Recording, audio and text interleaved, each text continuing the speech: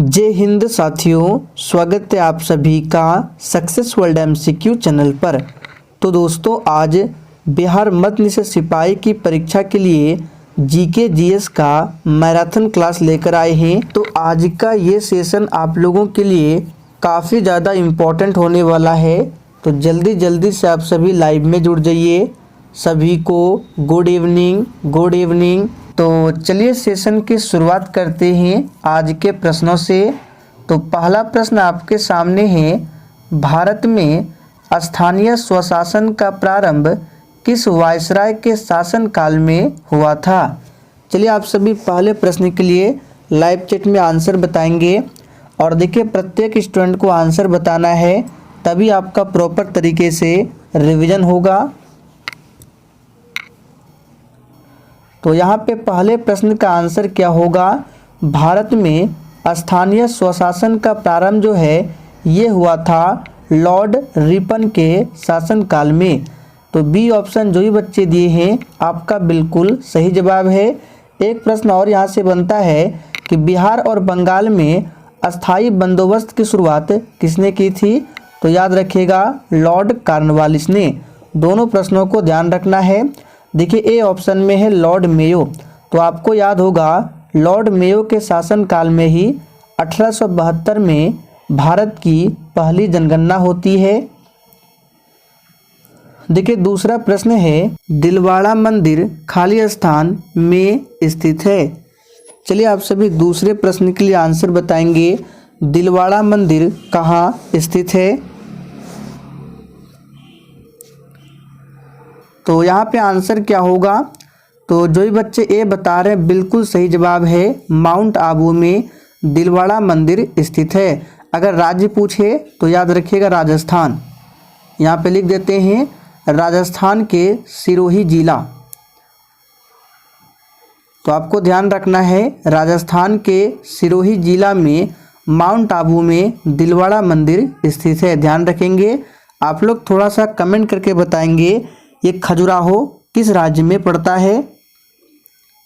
आगे देखिए, भारत की संसद में पहला लोकपाल विधेयक कब पेश किया गया था? बिल्कुल आपके एग्जाम में छपने वाला प्रश्न है। चलिए आंसर बताएंगे तीसरे प्रश्न के लिए। भारत की संसद में पहला लोकपाल विधेयक कब पेश किया गया था? तो याद कर लीजिए, काफ़ी ज़्यादा इम्पोर्टेंट प्रश्न है। 1968 में पेश किया गया था। देखिए, चौथा प्रश्न है, विश्व रेड क्रॉस दिवस कब मनाया जाता है?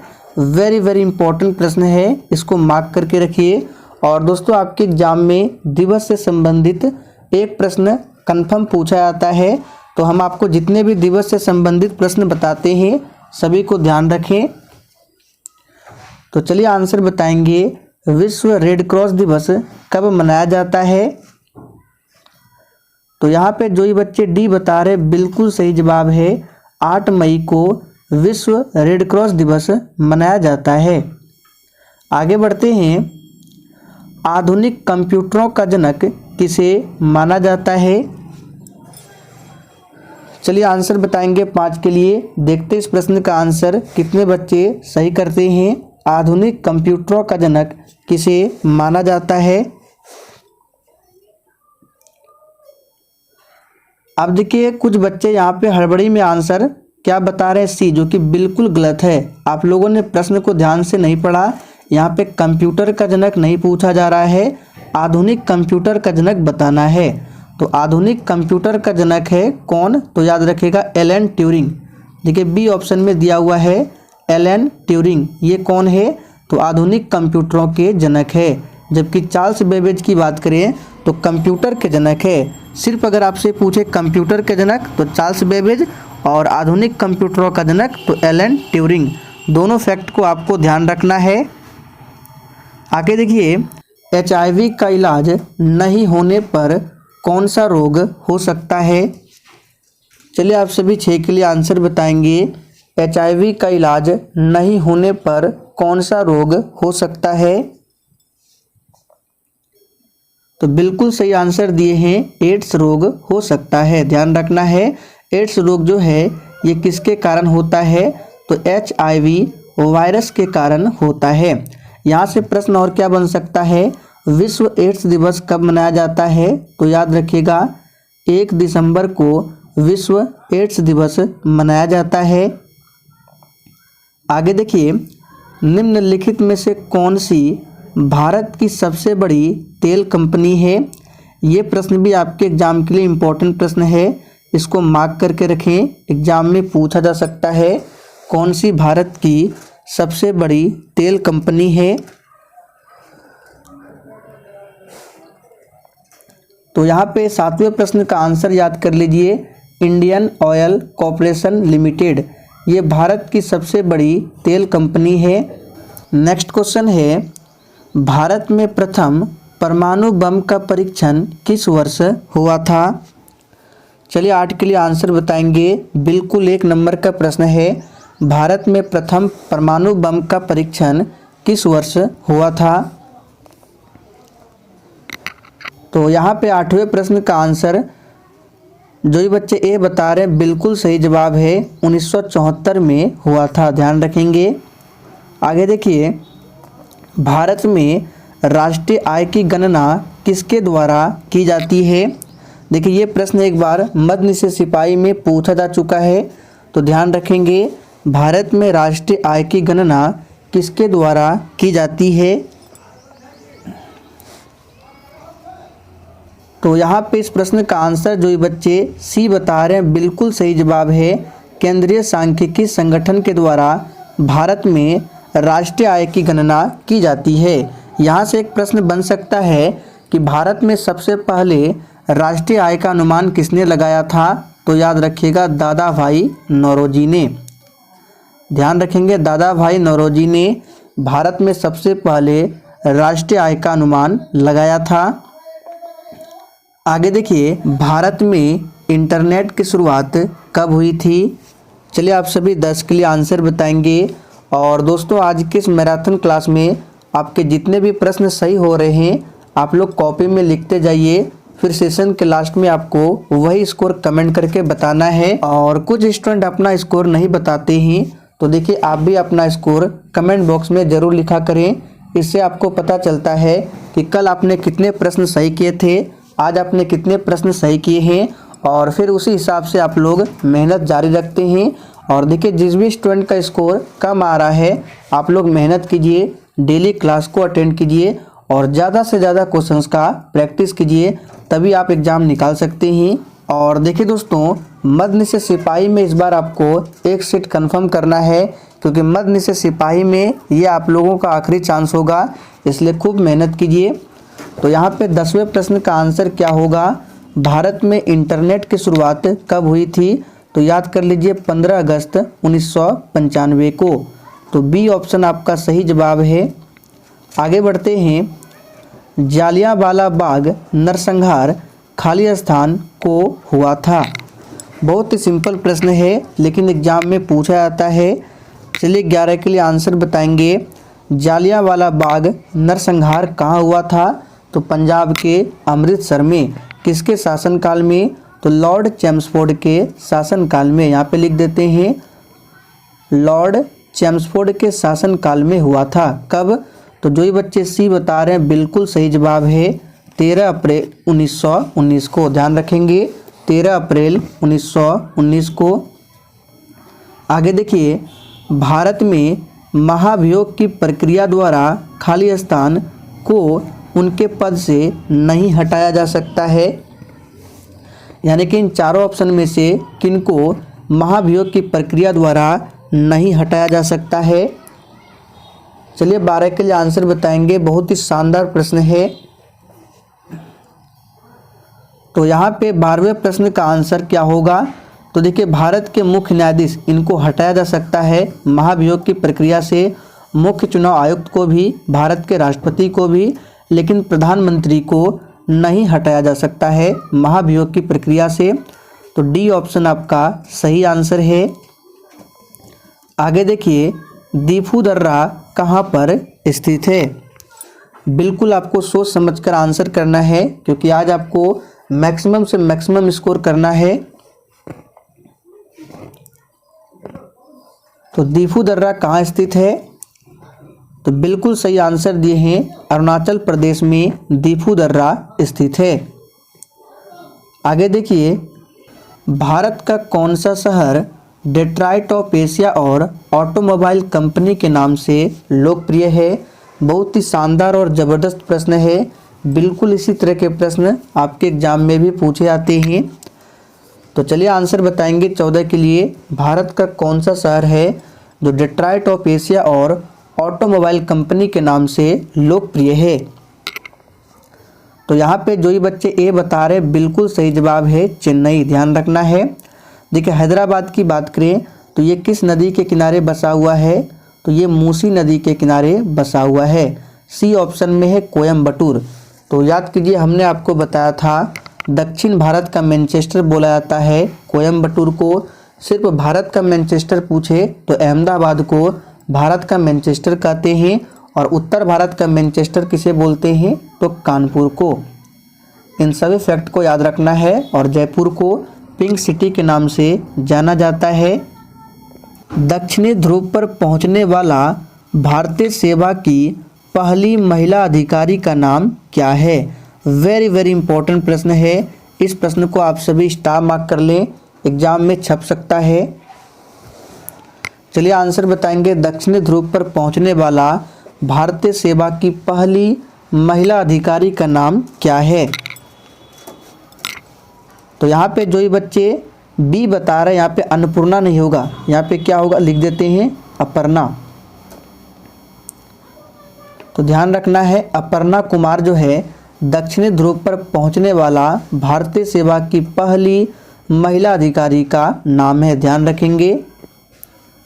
आगे देखिए, निम्नलिखित में से कौन सा एशिया का पहला स्टॉक एक्सचेंज है? चलिए 16 के लिए आंसर बताएंगे।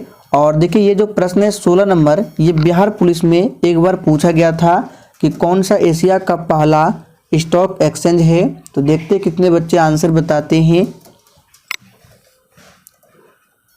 तो बिल्कुल सही आंसर बता रहे हैं, बॉम्बे स्टॉक एक्सचेंज। ये जो है एशिया का पहला स्टॉक एक्सचेंज है। ध्यान रखना है। आगे देखिए, निम्नलिखित में से कौन से विटामिन में यीस्ट प्रचुर मात्रा में पाई जाती है? चलिए 17 के लिए फटाफट से आंसर बताइए। और दोस्तों अगर आपको ये सेशन थोड़ा भी पसंद आ रहा है तो प्लीज़ आप सभी सेशन को दिल से एक बार ज़रूर लाइक करें और सेशन को अधिक से अधिक शेयर करें ताकि मैक्सिमम से मैक्सिमम स्टूडेंट इस क्लास से जुड़ें। तो यहाँ पे आंसर क्या होगा बताइए, किस विटामिन में यीस्ट जो है प्रचुर मात्रा में पाई जाती है? तो यहाँ पे सही जवाब हो जाएगा विटामिन किस में? विटामिन बी में। याद रखेंगे, विटामिन बी का रासायनिक नाम हमने आपको बताया था थायमिन है। और इसकी कमी से कौन सा रोग होता है? तो बेरी। विटामिन सी का एस्कॉर्बिक एसिड है, कमी से स्कर्वी रोग होता है। विटामिन के का रासायनिक नाम क्या है? आप लोग थोड़ा सा कमेंट करके बताएंगे। आगे देखिए, यंग बंगाल आंदोलन किसने शुरू किया था? चलिए फटाफट से आंसर बताइए, यंग बंगाल आंदोलन किसने शुरू किया था?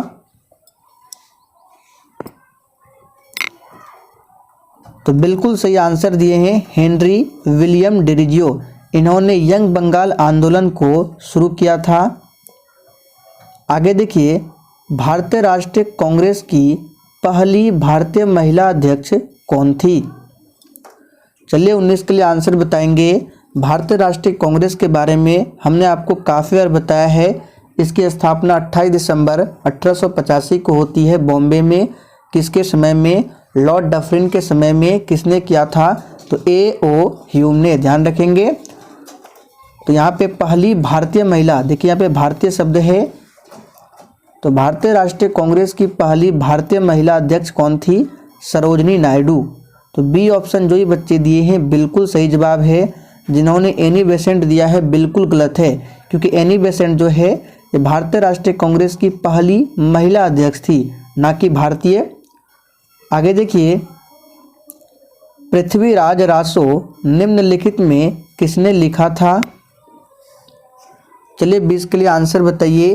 और देखिए, अगर आपको किसी भी प्रश्न में किसी भी प्रकार का थोड़ा भी डाउट होता है तो आप लोग तुरंत कमेंट करके पूछें, आपके कमेंट का रिप्लाई 100% दिया जाएगा। तो दोस्तों, पृथ्वीराज रासो जो है ये किसने लिखा था? तो बिल्कुल सही आंसर दिए हैं, चंदर बरदाई के द्वारा लिखा गया है। जयदेव की बात करें तो इन्होंने लिखा है गीत गोविंद। बाणभट्ट किसके दरबारी कवि थे? तो ये हर्षवर्धन के दरबारी कवि थे और इन्होंने लिखा है हर्षचरित। यहाँ पे लिख देते हैं हर्षचरित, ये लिखा है बाणभट्ट ने। आगे देखिए, ताशकंद शहर स्थित है। चलिए किसके लिए आंसर बताएंगे? ताशकंद शहर स्थित है। तो बिल्कुल सही आंसर दिए हैं, ताशकंद जो है ये उज्बेकिस्तान में स्थित है, यानी उज्बेकिस्तान की राजधानी है ताशकंद। तो ए ऑप्शन आपका सही जवाब होगा। और हमने आपको परसों के प्रैक्टिस सेट में बताया था ताशकंद समझौता, तो आप लोग थोड़ा सा कमेंट करके बताइए ताशकंद समझौता कब होता है। पंजाब हिमालय निम्न में बीच है, यानी निम्न के बीच में है। किसके बीच में है पंजाब हिमालय?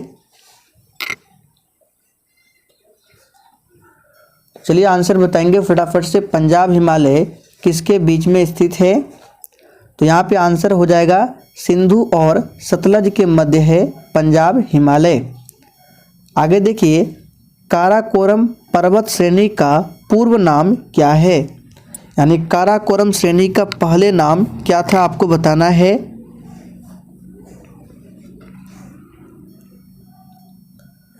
तो चलिए यहाँ पे 23 का आंसर बता देते हैं। काराकोरम पर्वत श्रेणी का पहले नाम था कृष्णगिरी। देखिए बी ऑप्शन में दिया गया है कृष्णागिरी, ये काराकोरम पर्वत श्रेणी का पूर्व नाम था, ध्यान रखेंगे।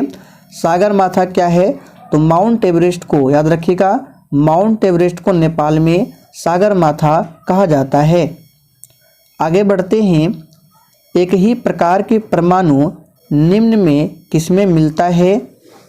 बिल्कुल टॉप लेवल का प्रश्न है, फटाफट से आंसर बताएंगे और आपको एक भी प्रश्न को स्किप नहीं करना है, प्रत्येक प्रश्नों के उत्तर बताना है। तो देखिए, एक ही प्रकार के जो परमाणु है ये किसमें मिलता है?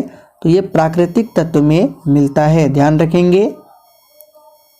आगे देखिए, दो या दो से अधिक शुद्ध पदार्थ को किसी भी अनुपात में मिला देने से बनता है। ध्यान दीजिए, यहाँ पे कंडीशन है किसी भी अनुपात में। अगर आपसे ये पूछता कि दो या दो से अधिक शुद्ध पदार्थ को एक निश्चित अनुपात में, अगर एक निश्चित अनुपात में मिलाएंगे तो क्या मिलता है? याद रखिएगा यौगिक। जबकि किसी भी अनुपात में मिलाएंगे तो ये प्राप्त होगा मिश्रण। तो यहाँ पे आंसर हो जाएगा मिश्रण, ध्यान रखेंगे। आगे देखिए, जीव विज्ञान शब्द का प्रयोग सबसे पहले किसने किया था? चलिए 26 के लिए आंसर बताइए फटाफट से। जीव विज्ञान शब्द का प्रयोग सबसे पहले किसने किया था? तो देखिए, अगर आप लोग आंसर ए बता रहे हैं तो बिल्कुल गलत है, अरस्तु नहीं होगा। तो यहाँ पे जो ये बच्चे सी बता रहे बिल्कुल सही जवाब है। लैमार्क तथा ट्रेवेरिनस ने जीव विज्ञान शब्द का प्रयोग सबसे पहले किया था, ध्यान रखेंगे, अरस्तु नहीं होगा।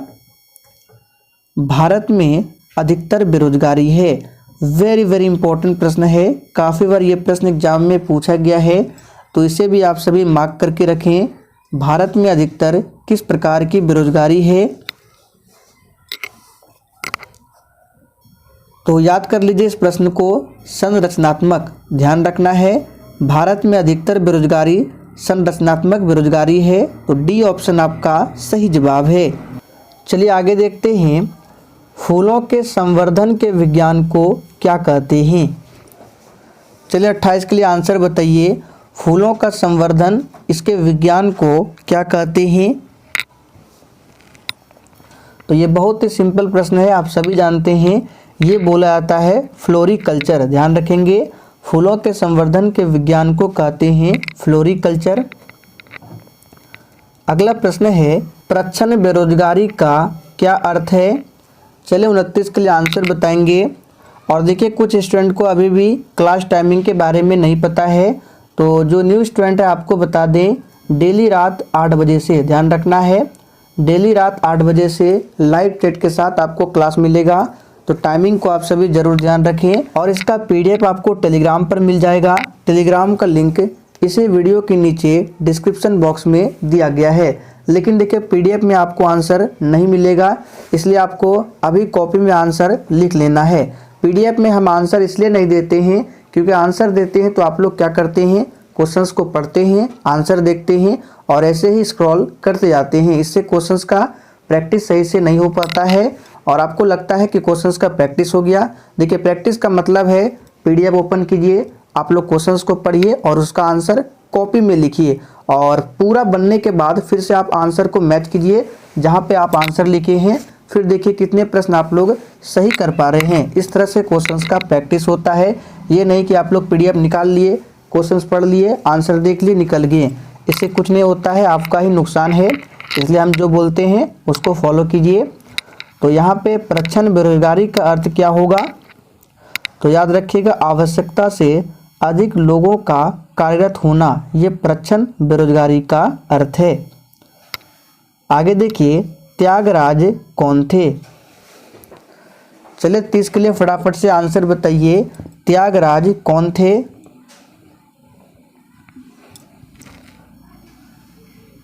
तो बिल्कुल सही आंसर दिए हैं, त्यागराज कौन थे, संगीतज्ञ थे। तो सी ऑप्शन आपका सही आंसर है। संगीत की दुनिया में सितार के जादूगर नाम से किसे जाना जाता है। चलिए 31 के लिए फटाफट से आंसर बताइए, संगीत की दुनिया में सितार के जादूगर के नाम से किसे जाना जाता है। तो याद कर लीजिए, यहाँ पे सही जवाब क्या हो जाएगा, रहीम सेन को जाना जाता है। तानसेन नहीं होगा, रहीम सेन को जाना जाता है। अगला प्रश्न है, तानसेन का मूल नाम क्या था। ये प्रश्न भी इम्पोर्टेंट रहेगा, आंसर बताएंगे। तानसेन का मूल नाम क्या था। तो दोस्तों यहाँ पे सही जवाब है रामतनु पांडे, ये तानसेन का मूल नाम था। आगे देखिए, निम्न में से कौन एक उत्तर भारतीय नृत्य है। वेरी वेरी इंपॉर्टेंट प्रश्न है, इसे भी मार्क करके रखें। काफ़ी बार एग्जाम में ये प्रश्न पूछे गए हैं, उत्तर भारत का नृत्य कौन सा है। तो यहाँ पे जो ये बच्चे ए बता रहे हैं बिल्कुल सही जवाब है कथक। कथक जो है उत्तर भारत या फिर उत्तर प्रदेश, आपको कभी कभी एग्जाम में उत्तर प्रदेश का पूछ देगा नृत्य, तो कथक या उत्तर भारत का कौन सा है, कथक है। मणिपुरी मणिपुर का है। ओडिसी कहाँ का है, ओडिशा का है। कथकली कहाँ का है, तो कथकली और मोहिनीअट्टम, ये दो शास्त्रीय नृत्य है केरल, याद रखना है। कुचिपुड़ी किस राज्य की नृत्य शैली है। चलिए 34 के लिए आंसर बताएंगे, कुचिपुड़ी किस राज्य की नृत्य शैली है। तो यहाँ पे जो ही बच्चे बी बता रहे हैं बिल्कुल सही जवाब है, आंध्र प्रदेश की नृत्य शैली है कुचिपुड़ी। तमिलनाडु की बात करें तो भरतनाट्यम, भरतनाट्यम है तमिलनाडु का। कर्नाटक से एक पूछा जाता है यक्षगान, ध्यान रखेंगे, यक्षगान कर्नाटक का है।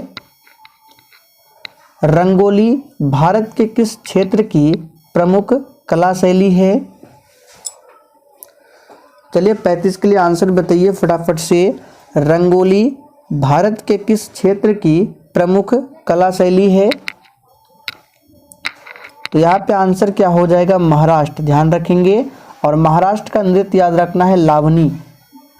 लावनी कहाँ का नृत्य है, तो ये महाराष्ट्र का नृत्य है। आगे देखिए, खो खो में कितने खिलाड़ी की टीम, यानी खो खो में कितने खिलाड़ी होते हैं आपको बताना है।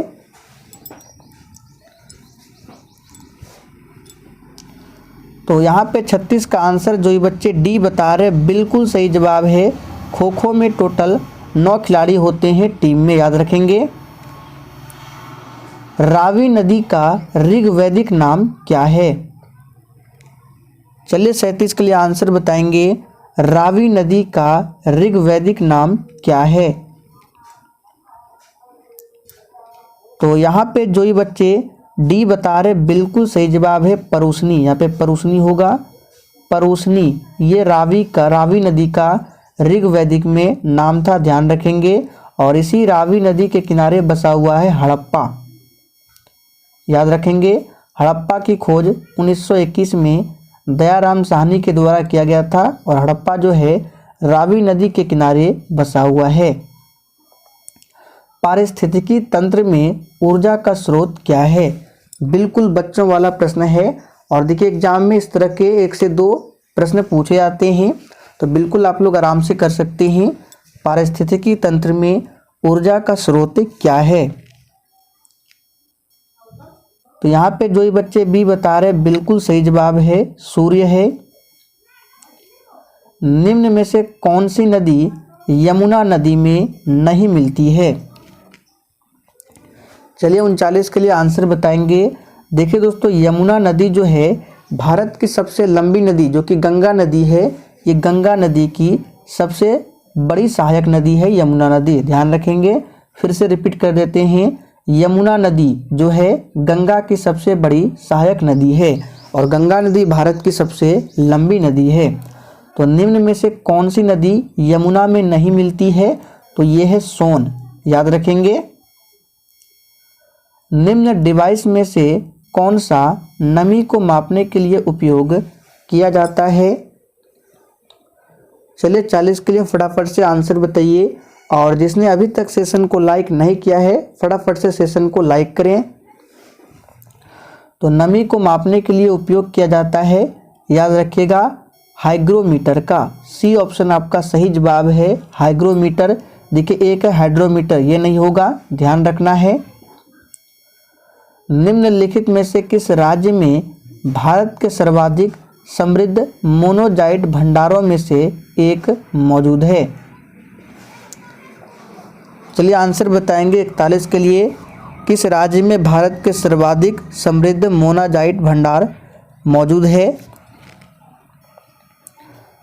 तो यहाँ पे जो ही बच्चे ए बता रहे बिल्कुल सही जवाब है केरल, ध्यान रखना है। भारत में पश्चिमी घाट की सबसे ऊंची चोटी का नाम क्या है? ये प्रश्न भी एग्जाम के लिए इम्पोर्टेंट रहेगा, पूछा हुआ प्रश्न है, तो इसे भी ध्यान रखेंगे। जैसे कि ये भारत का नीचे साइड का मैप है, तो ये हो गया पश्चिमी घाट और ये हो गया पूर्वी घाट। तो यहाँ पे पूछा जा रहा है ये जो पश्चिमी घाट है यहाँ की सबसे ऊंची चोटी का नाम क्या है? तो याद रखिएगा ये है अनाईमुड़ी, यहाँ पे लिख देते हैं अनाईमुड़ी पश्चिमी घाट की सबसे ऊंची चोटी है। और ये किस पर्वत पर स्थित है? अनाईमुड़ी अन्नामलाई पर्वत पर स्थित है। तो यहाँ पे सही कर लेंगे, अनाईमुड़ी पहाड़ियाँ जो कि अन्नामलाई पर्वत पर स्थित है। आगे देखिए, हिंद महासागर का सबसे बड़ा द्वीप, यहाँ पे क्या होगा, द्वीप कौन सा है आपको बताना है। हिंद महासागर का सबसे बड़ा द्वीप कौन सा है?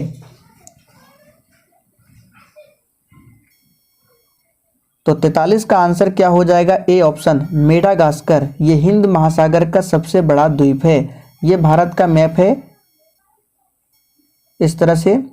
तो ये है, इधर आपका हिंद महासागर है, यहाँ पे बंगाल की खाड़ी, यहाँ पे अरब सागर। तो नीचे जो है हिंद महासागर है, यहाँ की सबसे बड़ा द्वीप जो है हिंद महासागर का ये है मेडागास्कर।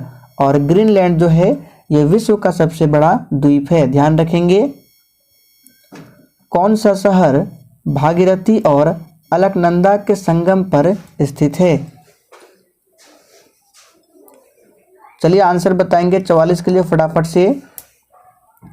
तो भागीरथी और अलकनंदा के संगम पर स्थित है देवप्रयाग।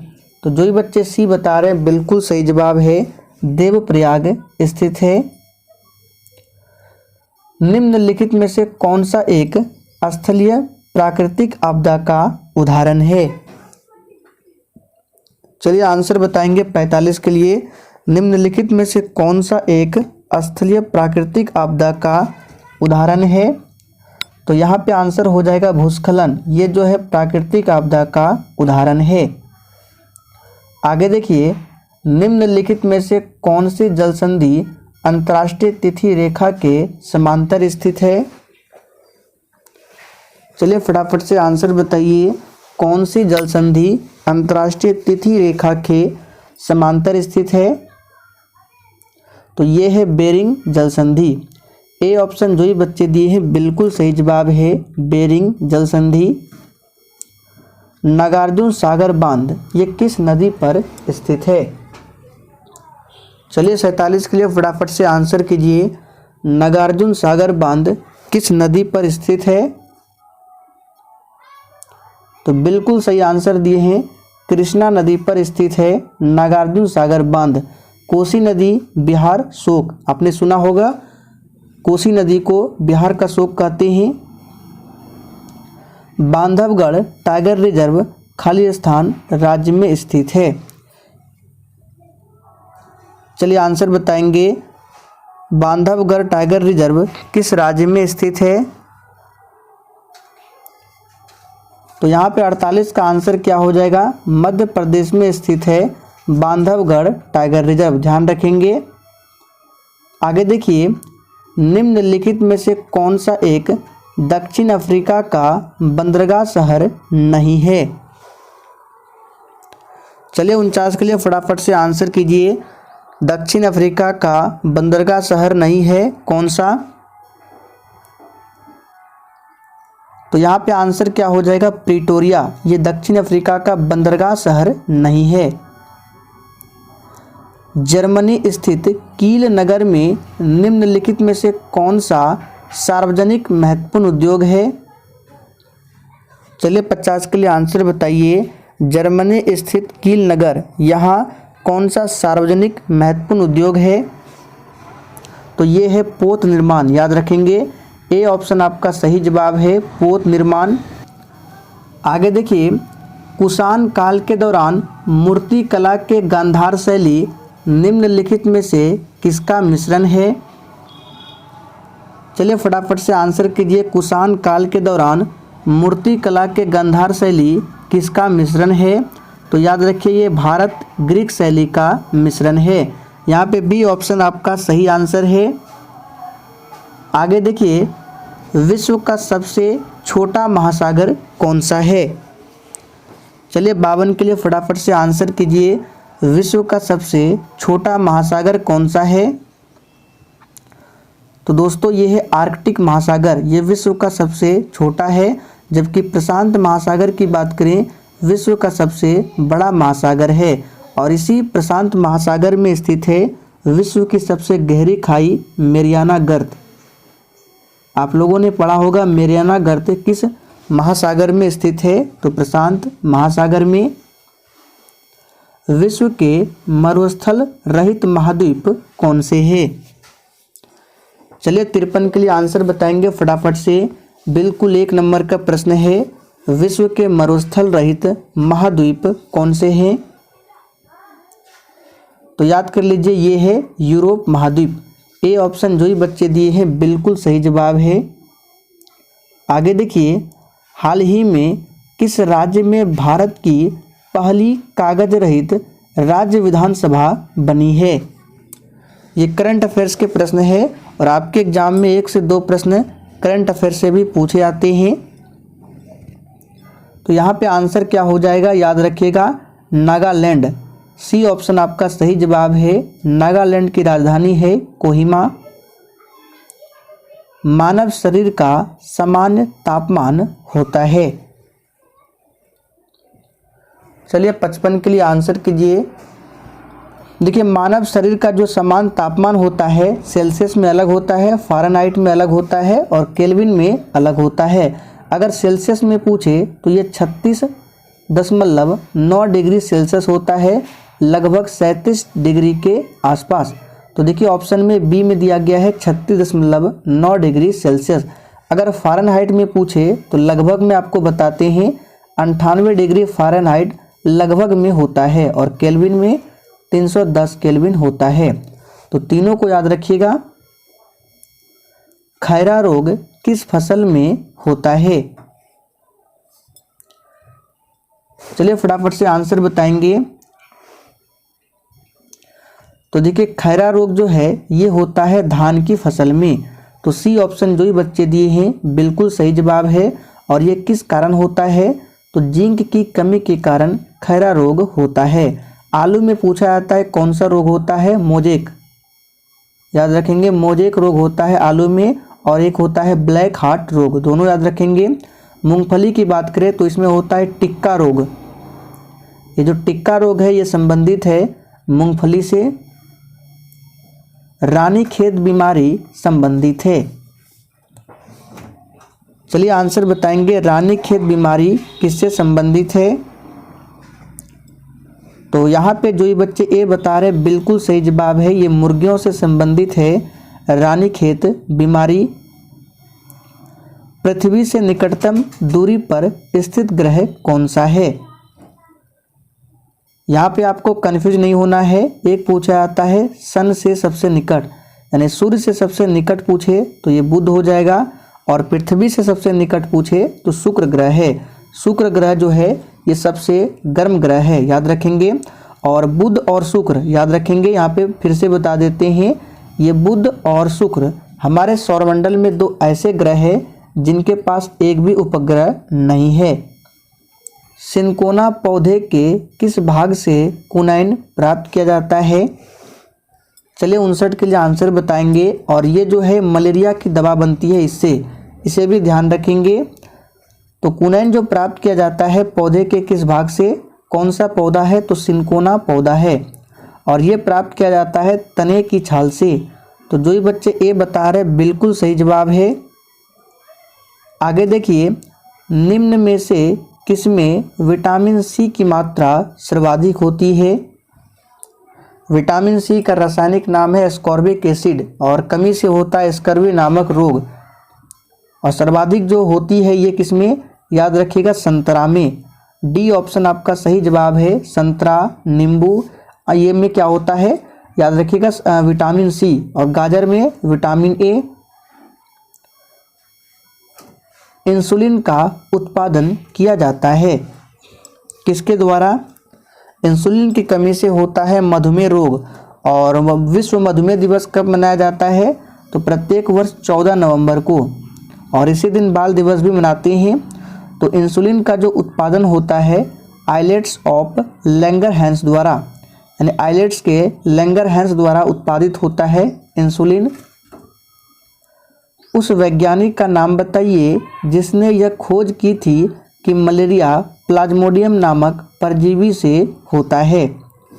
देखिए दोस्तों, मलेरिया जो है ये परजीवी से होने वाला रोग है। कौन सा परजीवी? तो प्लाज्मोडियम नाम का परजीवी। और इसके बारे में किसने बताया था? तो याद कर लीजिए, इम्पोर्टेंट है, सर रोनाल्ड रॉस ने। तो सी ऑप्शन आपका सही आंसर है, ध्यान रखेंगे। यीस्ट और मशरूम क्या है? चलिए 63 के लिए आंसर बताइए, यीस्ट और मशरूम क्या है? तो यहाँ पे आंसर हो जाएगा सी, फफूंद है, याद रखेंगे। यीस्ट और मशरूम क्या है? फफूंद है। पारिस्थितिकी तंत्र की संकल्पना को प्रस्तावित किसने किया था? चलिए 64 के लिए आंसर बताएंगे। और दोस्तों सेशन के लास्ट में अपना अपना स्कोर जरूर कमेंट करना है, मैं सभी के स्कोर को चेक करूंगा। तो यहाँ पे आंसर क्या हो जाएगा? पारिस्थितिकी तंत्र की संकल्पना को प्रस्तावित किया था टोंसले ने। तो डी ऑप्शन आपका सही आंसर है, टोंसले ने। डॉप्सन इकाई का प्रयोग किया जाता है, किसको मापने में किया जाता है? तो यहाँ पे आंसर क्या हो जाएगा? ओजोन परत की मोटाई में मापने में किया जाता है। देखिए ओजोन परत की बात करें तो ओजोन दिवस मनाया जाता है 16 सितंबर को, याद रखेंगे। और ओजोन परत जो है समताप मंडल में पाया जाता है, इसका सूत्र होता है O3। और एक प्रश्न यहाँ से बनता है कि ओजोन परत में पहली बार छेद कब देखा गया था? तो ध्यान रखेंगे 1985 में। यहाँ पे आंसर क्या हो जाएगा? C option. तो दोस्तों आज के लिए इतना ही। सेशन पसंद आया हो तो सभी लोग सेशन को अधिक से अधिक जरूर शेयर करें। तो आज के लिए इतना ही, चलिए कल फिर मिलते हैं नेक्स्ट क्लास के साथ में।